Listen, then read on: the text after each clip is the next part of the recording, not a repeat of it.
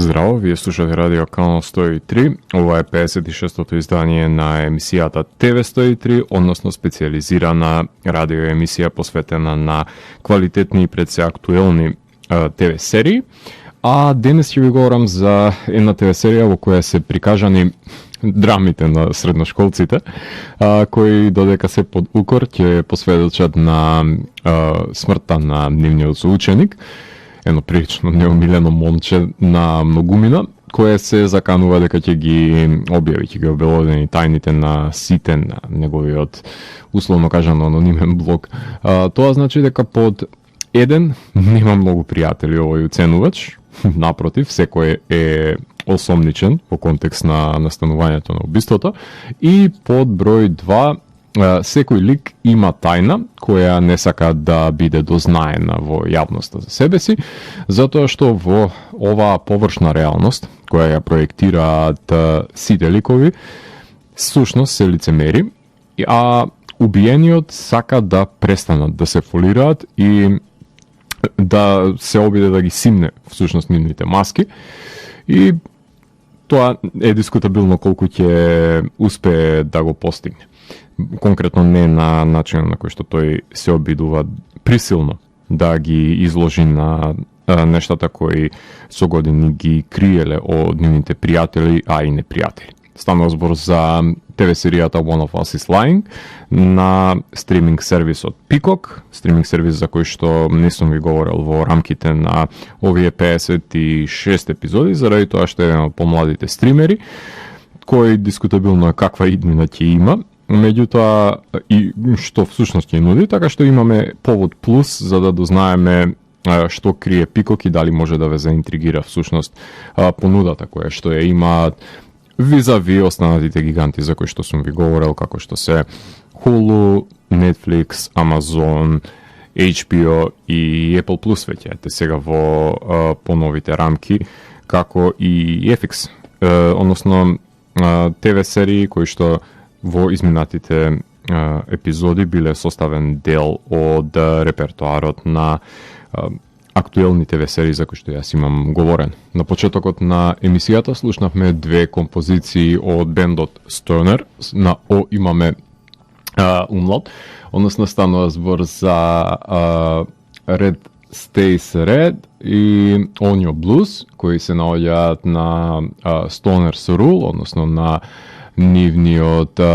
албум. Станува збор за издание на Heavy Psych Sounds Records,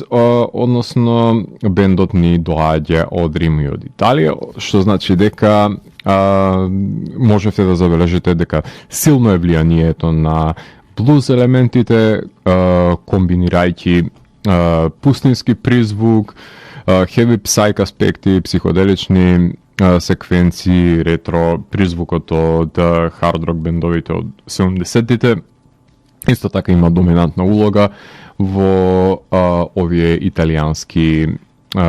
создавачи на пустинскиот звук, така да ги наречеме. А во продолжение, традиционално слушаме една композиција од Rage Against the Machine, заради тоа што сте безобразни, тешко вие да носите маски, а немате проблем да си правите лице едни на други, така што додека не ви дојде памет ги преслушуваме Rage Against the Machine, нивната севкупна дискографија слушаме со надеж дека по незиното преслушување ќе излеземе од овој кошмар кој што се нарекува COVID пандемија, а денес ја слушаме композицијата Know Your Enemy. Интересно е како секогаш се лепи некоја композиција од Rage Against во контекст на серијата за која што ви говорам, некојаш повеќе, некојаш помалку. Меѓутоа тука многу е важно да се знае својот непријател, така што доколку сакате да знаете кој е убиецот во училиштето, тогаш вие сте на вистинската фреквенција која планира од сферата помеѓу појавното и имагинарното, кај што се крие еден притаен меѓусвет, нудејќи можности за одгатнување на енигмите на постоењето. Јас сум Златко Ѓелевски, а ви останете вклучени. Започнува програмата на ТВ 103. Вие слушате Радио Канал 103, ова е 56-тото издание на емисијата ТВ 103, односно специализирана радио емисија посветена на актуелни и пресе квалитетни ТВ серии, а денес ќе ви говорам за One of Us is Lying, која што Престапува своевидна ТВ серија за млади, односно Young Adult мистерија, која се базира на истоимената новела на Керен М. Макманус од 2017 година. Продуцент на серијата е Дарио Мадрона, односно него го знаете како продуцент на голем број на латиноамерикански серии на стриминг сервисите, од кои, барем јас колку што сум запознаен, неговите најпознати му се Lost Elegidos и Elite. Elite ја имав можност да ја гледам првите сезони на ова серија и Елите можеби најслична во контекст на идејата која што ја разработува, меѓутоа овој пат на американско тло. Peacock е стриминг сервис на NBC Universal, стриминг сервис за кој што до сега не сум имал можност да ви говорам и не знам кога повторно пак би имал можност тоа да го направам. Сметам дека оваа серија беше најбезболниот начин да придам на Peacock, кој никој не го бараш искрено и не знам колку публиката која гледа содржина таму ужива во понудата, затоа што е прилично генерички стример. Brave New World ја гледав и беше првата серија всушност која што заврши таму, а ќе може да ги најдете и серијата која се базира на подкастот Dr. Death, потоа The Lost Symbol, The Girl in the Woods и ја гледав комедијата Girls Forever. Имаат и дури Unidentified with Demi Lovato и John Wayne Gacy, Devil in Disguise како серии, значи најчесто ги дистрибуираат и британските серии на BBC и Sky,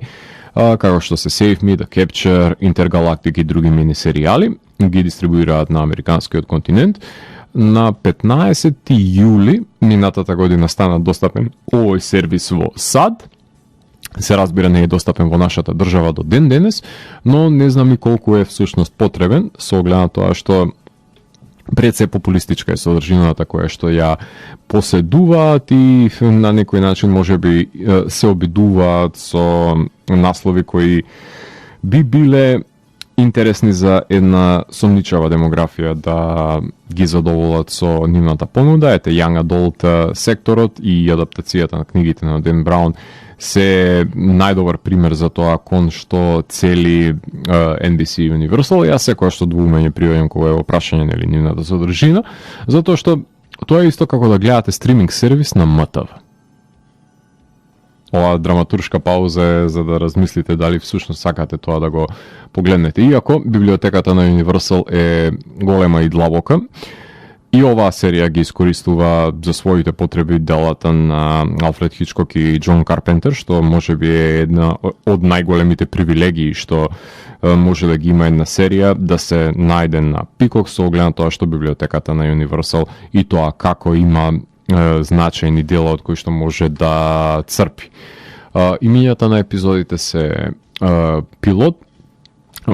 епизода, One of Us is Grieving, One of Us is Not Like the Others, One of Us is Famous, One of Us is Cracking,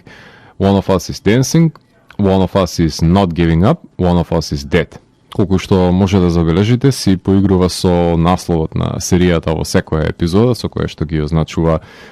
пред се го имплементира и ги означува квалитетите кои што се наговестуваат за случувањата кои би се одвивале во неа. Серијата содржи 8 епизоди со минутажа од околу 40 минути, што значи дека ви се потребни 6 часа да ја изгледате во целост. Јас бев алчен и се обидов да ја изгледам во еден ден викендот, но ме раздени и ја довршив наредниот ден. Преамбициозен беше пристапот, така што мистеријата ве влече за рака да ја пуштите наредната епизода со сите тие црвени харинги кои што се пуштени во оптек, но 2 дена сметам дека по 3 сати е многу убава доза за гледање на оваа серија. Се разбира колку може да се воздржите да не бидете љубопитни како што јас бев во тој случај. Во серијата стана збор за 5 ученици кои што се под укор во средното училиште Белвју,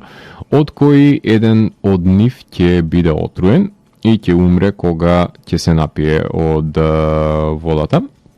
Тоа ќе развие сомнеш дека некој од нив е инволвиран во неговото умирање, но тие меѓусебно ќе се обидат да воспостават доверба за да го најдат пред се убиецот, кој што сметаат дека е некој нивен соученик, со оглед на тоа што сите го мразеле уценувачот кој објавувал тајни на блогот About Dead. Листата на потенцијални осомничени е многу подолга од таа на луѓето кои го почитувале. Меѓутоа, ова четворка од Белвју станува проблематична во јавното мнение со оглед на тоа што тие се под пресија и всушност ова четворка сметат дека е виновна за извршувањето на убиството, иако ние како гледачи сме запознаени дека и тие се во шок од настанувањето на епизодата која што има, со оглед на тоа што смртта се базира на алергиска реакција која е предизвикана со самиот процес на пиење на вода и нема епипен за да употреби за да си го спаси својот живот на дофат, иако таму каде што треба да бидат не се наоѓаат, што значи дека да, има тука игра со нечија одговорност пред се. Сите ликови имаат неизречиви вистини, кои би им штетеле на имиджот кој што го проектираат, се разбира, за себе, односно за приказот на персоната со која нели се поистоветуваат пред соучениците, а Сајмон е тука да ја скрши таа илузија, што значи дека во серијата ќе се допре и до премолчено насилно минато, крадење на тестови во училиштето, употреба на наркотици, неверство помеѓу дечко и девојка, необјавена пред се хомосексуалност, како и општа потреба од внимание, која очигледно не ја добива доволно денешните млади, па поради тоа и носат одлуги кои се штетни пред се на себе си. Така што имаат што да кријат овие Bayview 4, како што се наречени, односно оваа четворка од Bayview. Пилотот беше снимен во ноември 2019 година во Ванкувер, па кога беше откупена серијата за емитување, се снимија и преостанатите епизоди, меѓутоа наместо во Канада беа снимени во Нов Зеланд, започнувајќи од мај, завршувајќи до 24 септември 2021 година. Серијата започна со емитување неколку недели подоцна, односно на 7 октомври беа пуштени 3 епизоди, наредната недела уште 3, и третата недела од емитувањето во октомври беа проследени последните 2 епизоди, односно финалето, што значи за еден месец се емитуваше, за 3 недели се емитуваше во комплет оваа серија, иако јас би препорачал да се гледа штом се соберат сите епизоди, баш поради тоа љубопитство кое ќе го добиете за да дознаете кој се нема да биде обвинет за извршувањето на убиството, така што убаво е да се имаат во посет или на досег да се има севкупниот број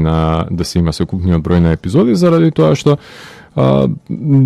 нема да завршите на сомнеш дали тој човекот во кој што вие се сомневате всушност го има извршено убиството или па има уште пресврти кои ги кријат во себе си, со оглед на тоа што оваа серија буквално се базира на меѓусебни манипулации и прикривање на вистини кои што никој не треба да ги дознае за овие претенциозни и арогантни ликови, кои што пред се готови архетипи на привилегирани млади момци и девојки, односно серија која е интересна додека се гледа и не знам колку ќе се памти во иднина, како што јас, например, не се сеќав дека ја гледав скандинавската серија со објавувањето на тајните на средношколките во Delete Me. Ми требаше доста време да се присетам дека сум ја гледала, беше проследена од моја страна ова лето, така што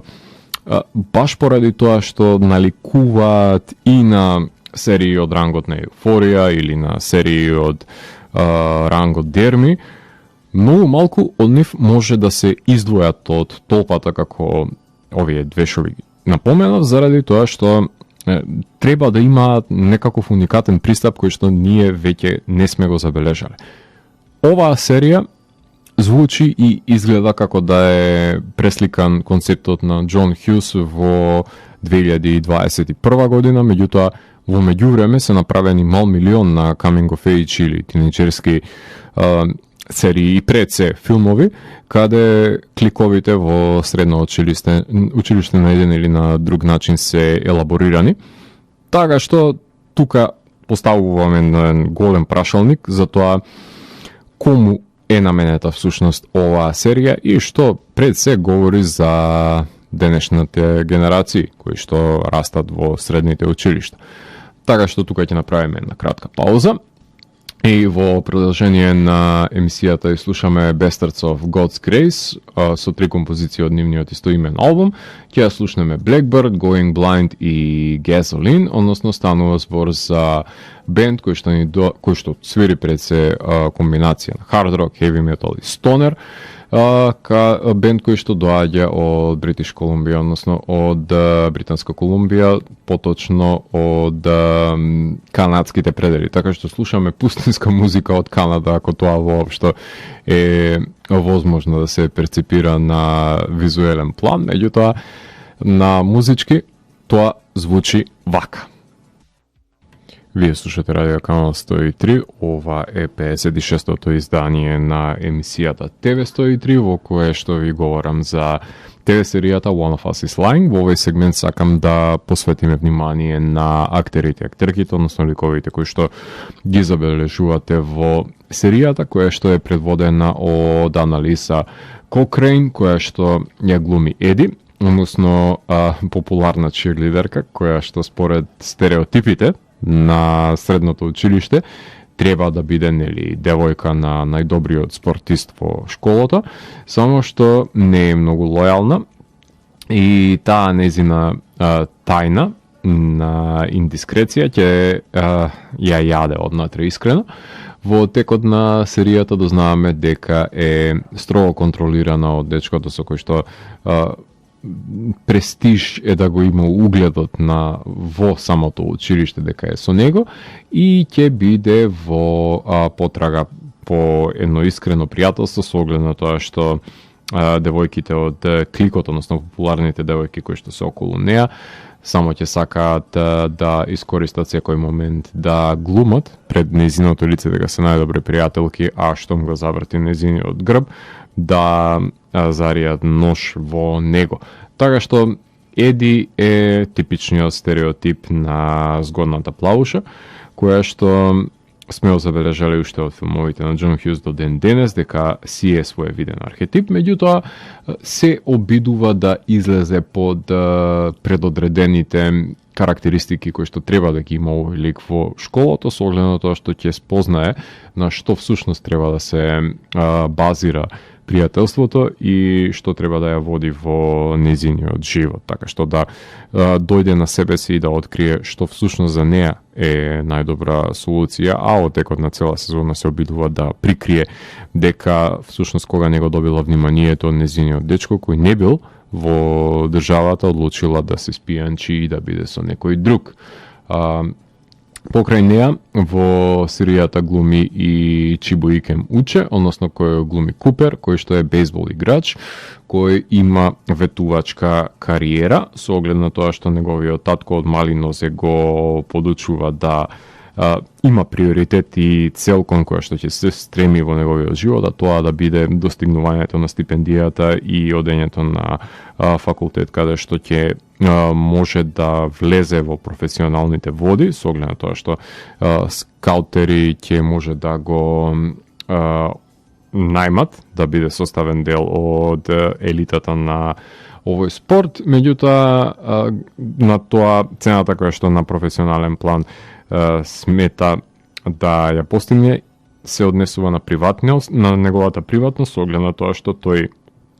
е хомосексуалец и таа негова тајна би се косела со приказот кој тој би го имал во јавноста, така што сите ликови се мачат со идејата за имиџот кој што треба тие да го представуваат, меѓутоа секој од нив станува жртва на таа илузија која што ја проектираат од себе си и во рамки на Кierkegaardова прокламација, тие стануваат жртви на недостижниот идеал кој што самите го проектираат за себе си. Значи, се разочаруваат од тоа што го проектираат. Така што Купер е уште една од тие жртви од ова Bayview четворка, која што не може да ги достигне зацртаните идеали со оглед на тоа што има строг режим на однесување, а неговиот избор на партнер не соодветствува во нив со оглед на тоа што тој дури глуми дека има девојка која што малте не е заљубена во него, меѓутоа тоа го прави само за да го задржи тој имидж, односно да ги достигне тие стадиуми на лицемерие кои се потребни за да успее во неговата кариера по секоја цена. Покрај него ја имаме Мерин Таједа, која што ја глуми Бронвин, бубалица која што сака да оди на Јейл и исто така е подготвена макијавеловски со надминувањето на сите можни етички и норми да ги прегази, со оглед на тоа што нели крајот ќе биде исплатен од сите средства кои што ќе ги примени, со оглед на тоа што таа во дадена ситуација, незината тајна е тоа што таа има украдено тестови по хемија, со оглед на тоа што секој предмет и одел, освен хемија, едноставно не колку и да учи, не влегува во главата, не баш сите предмети ни лежат подеднакво, барем кога сме биле во училиште, конкретно во средно, и едноставно не може да ја совлада таа препрека на овој предмет и решава да направи еден крајно неморален и казнив чин пред се, со оглед на тоа што таа нели се обидува да биде првенец на генерација и се коси ова нејзино однесување со титулата која што се надева дека ќе ја добие за да влезе на престижниот Јейл и третирана е како златната ќерка која што ништо не може да скреши, така што таа се бори исто така со координатите, односно со принципите на низиниот архетип и секако тука дека го имаме Нейт, односно глумено од Купер Ван Грутел, тој е ученик кој е дилер на дрога во и вон училиштето и е на условно со оглед на тоа што тој bad boy комплексот го има, кој едноставно е too cool for school, што викаат американците, премногу е нема потреба тој да се замара за концептите на училиштето, едноставно тој е тука само колку да заврши и при тоа да заработи некој денар за да може да екзистира, заради тоа што не е тој на рамниште на финансиска ситуираност како останатите, па со обид да компензира на тој план продава наркотици, одnosno продава дрога и при тоа е еден од луѓето кои што имаат удел во предозирањето на нивните соученички, баш поради тој негов потврд, без разлика на тоа колку и да се обидел да помогне, така што тоа е суровата реалност која што него го прогонува, меѓутоа најмалку се замара од останатите заради тоа што веќе го јаде лоша репутација на училиштето и ова нема да биде дополнителен подвиг на кој што тој би подклекнал. Берет Карнахен, тој Карнахен го глуми Джейк, односно капетанот на рагби тимот и дечкото на Ади, кој што всушност е човекот кој што е измамен од незина страна, односно изневерен со оглед на тоа што Ади во негово отсуство се препушта во туѓи прегратки и тоа дали му менува или не му менува на Джейк, која ќе дознае, препуштам на вас за да откриете што ми ја погледнете оваа серија. Секако тоа е оне класичниот джок, типичниот атлет во училиштето, кој што си патио соодветните стереотипи кои што треба да се препишат на овој лик. Покрај него ја имаме и најдобрата пријателка на Симон, односно Джейни, која што ја глуми Джесика Меклиод. Таа на еден или друг начин најблиска била со Сајмон и дознала всушност за неговите напори да ги обелодени тајните. По неговата смрт се обидува дури и да прикрие, како што е нели објавувањето на хомосексуалноста на Купер, со оглед на тоа што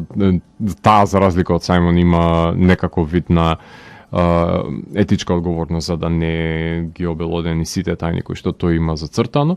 А Сајмон го глуми Марк Маккена, создавачот на онлайн блогот за озборување, кој што ќе умре насреде укор во училиштето како алергична реакција на улје од кикиритки во водата, односно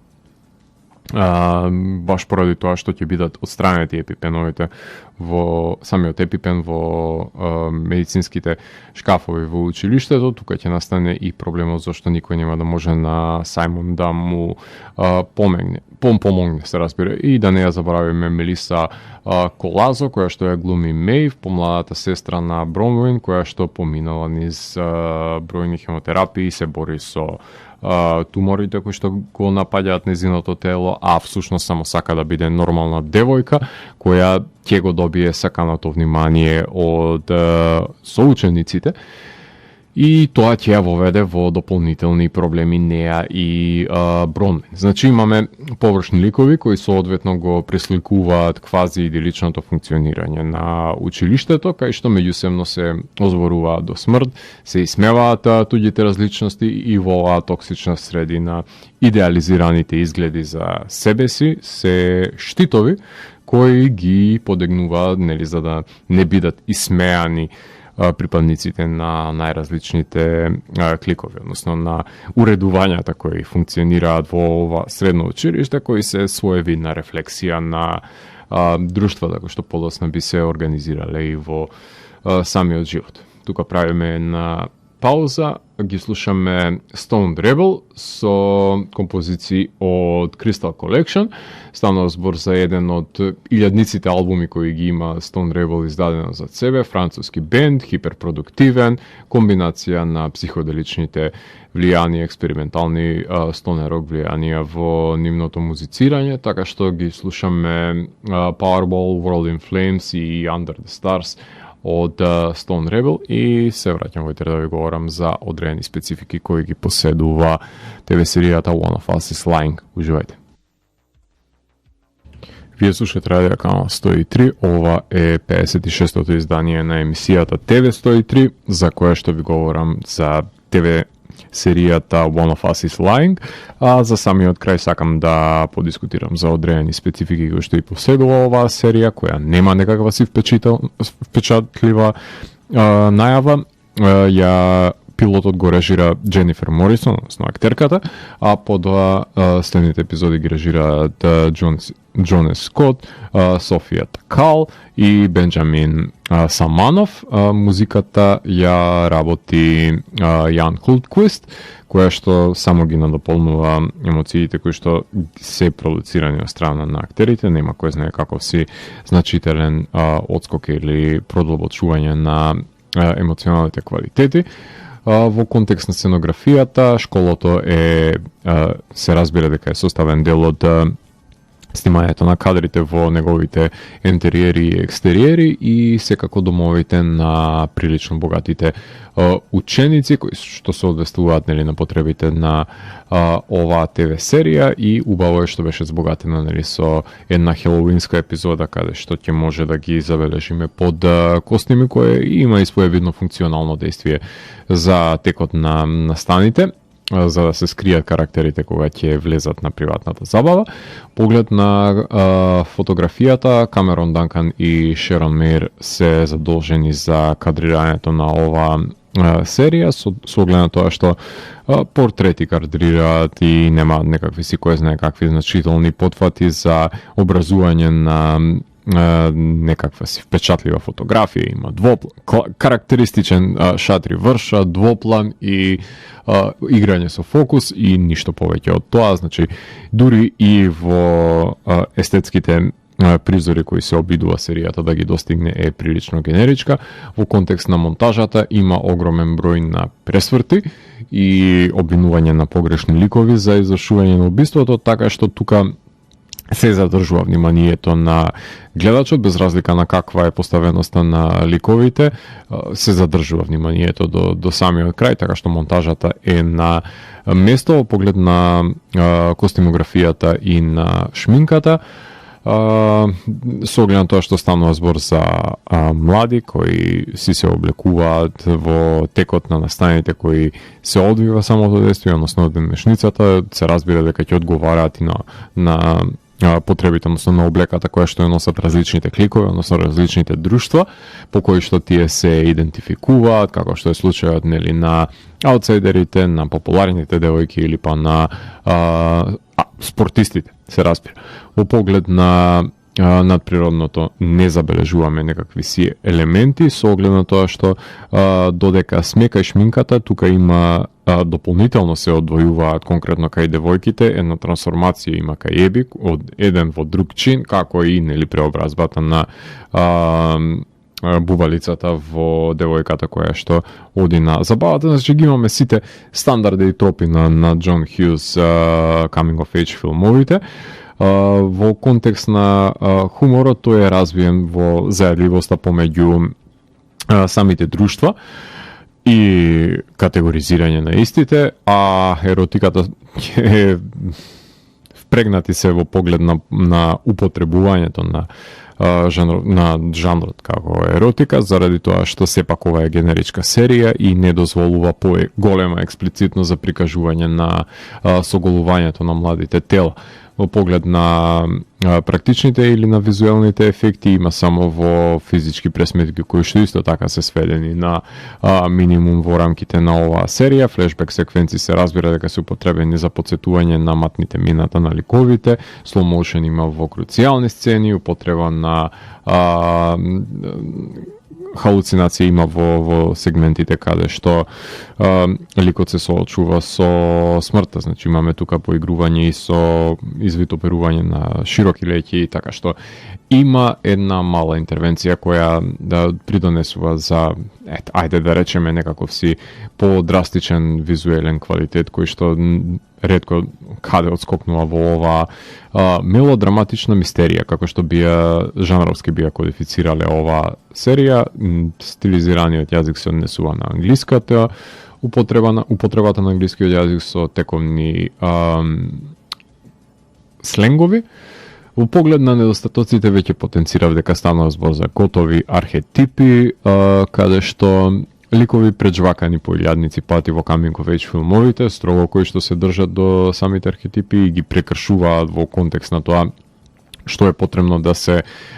извади надвор од рамките на тој архетип, а емоциите секако дека мора да ги држат под контрола, значи серија без заби каде што никаде не се нагазува или не се оди во прекомерна употреба на нешто што би соодветствувало можеби на тродимензионални ликови, без разлика на тоа колку се обидуваат да ги направат дека имаат некакви си матни мината. Сепак ова се многу малку ноти кои што се свират во компонирањето на емоционалните квалитети на ликовите. Во поглед на континуитетот на епизоди, тој уште еднаш потенцирам дека е задржан, со оглед на тоа што ова е едно друштво кое секоја епизода нели по одреден лик е ставен на пиедестал и од негов аспект се разработува проблематиката, така што ова е прилично гледливо течение на една серија во контекст на градењето на ликовите. Bellevue 4 си добива најголем пристап, односно најмногу внимание се одвојува на ликовите кои што се обвинети за убиството, а споредните ликови се држат до рамките на тие клишеа кои важат за тинеџерските филмови. Во поглед на адаптацијата, последното нешто што сакам да го погледнам е адаптација која е реализирана збор по збор, така што има разлика од книгата до серијата, има нови пресврти кои што се наметнати во серијата. Во книгата Сајмон, например, во епилогот се самоубио, дознаваме дека всушност има самоубиено за да привлече дополнително внимание, пошто нели вниманието е дефицитарно во сите генерации. Тој сакал крајот на бомбастичен начин во книгата да се стави, не е така во серијата. Во книгата на Тамблер нели ги става постовите и не се крие самиот епипен кој е круцијален во оваа серија. Има, се разбира дека има тепачка шумата помеѓу Еди и Джейк и исто што е пресликано и од самата книга. Меѓутоа нови се елементите кои што се воведени со криењето на лаптопот на убиениот Сајмон, потоа забавата на Хелоуин и поширок спектар всушност на ликови кои што може да бидат обвинети, односно црвени харинги да бидат фрлени.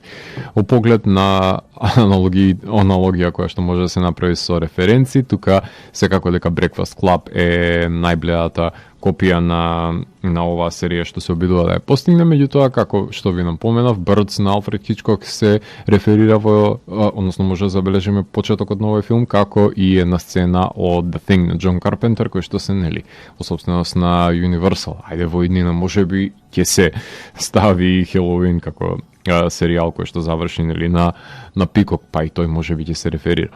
Поглед на аналогни серии, односно слични серии на ова, мораме да ја поменеме Елит, која што неизбежно е да се потенцира, секако и 13 Reasons Why, Еуфорија, Ривердейл, Delete Me, се серии кои на прва топка наликуваат, баш поради сетингот и ликовите, Home Before Dark, Cruel Summer, се хорор итерациите, потоа ги имаме Gossip Girl, Dare Me,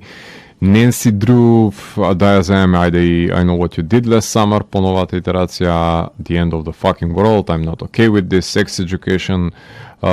Ginny and Georgia, The Society, Outer Banks, нели, цел young adult сектор кој што го поседува Netflix, потоа Pretty Little Liars, Sweet Wishes, Tagged, Blood and Water. Азија си има своји средношколки кои што се под притисок во ТВ серијата Cruel World од 2017, така што огромен број на серии доаѓаат од овој фах. Атмосферата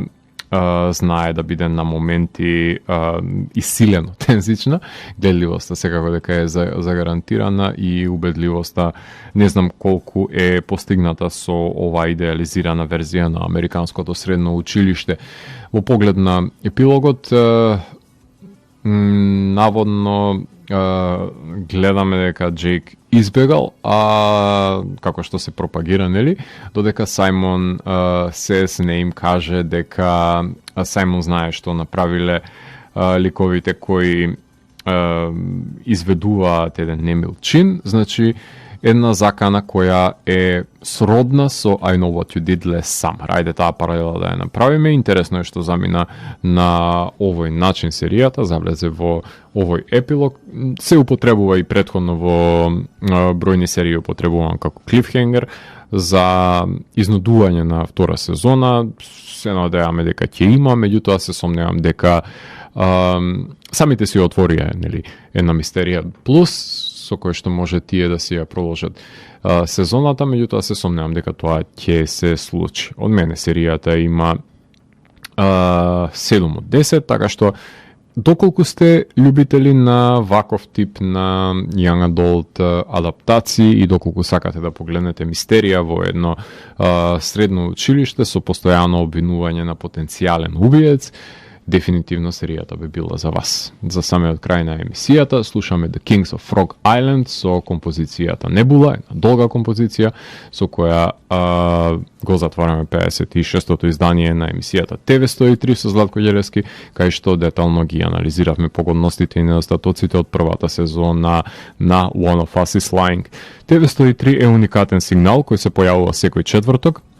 на оваа фреквенција и во рок од 2 часа ви нуди длабенски поглед во значењето на актуелните ТВ серии. До наредното издание, гледате ТВ серии и останете вклучени. Чао, чао.